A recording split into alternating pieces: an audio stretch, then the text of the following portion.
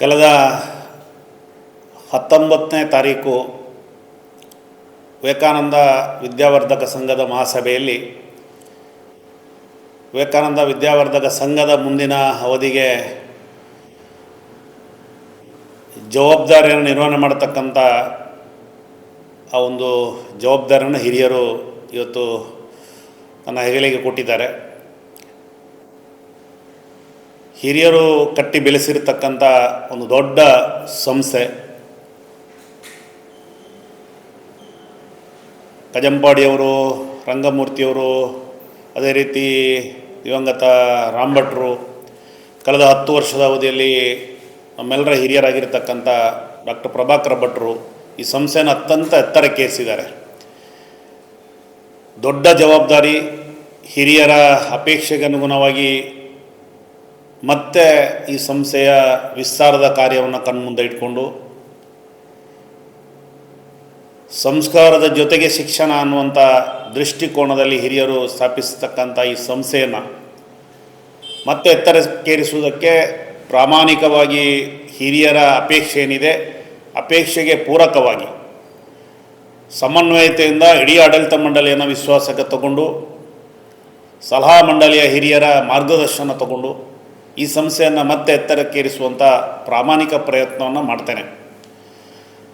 ಇವತ್ತು 65ಕ್ಕಿಂತಲೂ ಮಿಕ್ಕಿದ ವಿದ್ಯಾಸಂಸ್ಥೆನ ಹೊಂದಿರತಕ್ಕಂಥ ದೊಡ್ಡ ಸಂಸ್ಥೆ, ದಕ್ಷಿಣ ಕನ್ನಡ ಜಿಲ್ಲೆ ರಾಜ್ಯದಲ್ಲಿ ದೊಡ್ಡ ಪ್ರಮಾಣದ ಒಂದು ಸಂಸ್ಥೆ. ಸವಾಲುಗಳಿದೆ, ಸವಾಲುಗಳ ಮಧ್ಯೆಯೂ ಗಟ್ಟಿಯಾಗಿ ಬೆಳೆಸ್ತಕ್ಕಂಥ ಪ್ರಾಮಾಣಿಕ ಪ್ರಯತ್ನ ಮಾಡೋದಕ್ಕೋಸ್ಕರ ಅತ್ಯಂತ ಕ್ರಿಯಾಶೀಲ ಆಡಳಿತ ಮಂಡಳಿಯನ್ನು ಇವತ್ತು ಸಂಘಟನೆ ಹಿರಿಯರು ನಿಯುಕ್ತಿ ಮಾಡಿದ್ದಾರೆ. ಬೇರೆ ಬೇರೆ ಕ್ಷೇತ್ರದಲ್ಲಿ ಕೆಲಸ ಮಾಡಿ ಅನುಭವ ಇರತಕ್ಕಂಥ ನಿರ್ದೇಶಕರ ತಂಡವನ್ನು ಕೊಟ್ಟಿದ್ದಾರೆ. ಈ ತಂಡದ ಪೂರ್ಣ ಸಹಕಾರದೊಂದಿಗೆ ಎಲ್ಲವನ್ನ ಯೋಚನೆ ಮಾಡಿ ವಿಮರ್ಶೆ ಮಾಡಿ ಹಿರಿಯರ ಮಾರ್ಗದರ್ಶನ ತಗೊಂಡು ಪ್ರಾಮಾಣಿಕವಾಗಿ ಬೆಳೆಸ್ತಕ್ಕಂಥ ಪ್ರಯತ್ನವನ್ನು ಮಾಡ್ತೇವೆ. ಹಿರಿಯರ ಕನಸಿದೆ, ಇನ್ನೂ ಒಂದು ವಿಸ್ತಾರ ಕಾರ್ಯ ಮಾಡಬೇಕು, ಒಂದು ಸೈನಿಕ ಶಾಲೆ ಪ್ರಾರಂಭ ಮಾಡಬೇಕು ಅಂತ ಕನಸಿದೆ. ಗೊತ್ತಿಲ್ಲ, ಸಾಧಕ ಬಾಧಕದ ಬಗ್ಗೆ ಯೋಚನೆ ಮಾಡಿಕೊಂಡು ಸಮಾಜಕ್ಕೆ ಏನು ಅವಶ್ಯಕತೆ ಇದೆ, ಅವಶ್ಯಕತೆಯನ್ನು ಮನನ ಮಾಡಿಕೊಂಡು ಆರ್ಥಿಕ ಸ್ಥಿತಿಗತಿಗಳ ಬಗ್ಗೆ ಅಧ್ಯಯನ ಮಾಡಿಕೊಂಡು ವಿವೇಕಾನಂದ ವಿದ್ಯಾವರ್ಧಕ ಸಂಘದ ಚಟುವಟಿಕೆಯನ್ನು ಮತ್ತೆ ವಿಸ್ತಾರ ಮಾಡತಕ್ಕಂಥ ಪ್ರಯತ್ನವನ್ನು ಮಾಡ್ತೇವೆ.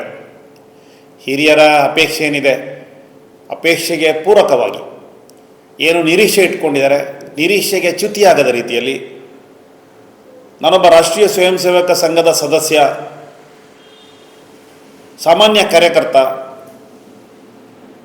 ಸಂಘಟನೆಯ ವಿಚಾರ ಏನು ಅನ್ನುವಂಥದ್ದನ್ನು ಗಮನದಲ್ಲಿ ಇಟ್ಕೊಂಡು ಇಡೀ ನಮ್ಮ ಆಡಳಿತ ಮಂಡಳಿ, ಮಾರ್ಗದರ್ಶಕ ಮಂಡಳಿ, ಇಡೀ ವಿವೇಕಾನಂದ ವಿದ್ಯಾವರ್ಧಕ ಸಂಘದಲ್ಲಿರತಕ್ಕಂಥ ಎಲ್ಲ ಸಂಸ್ಥೆಯ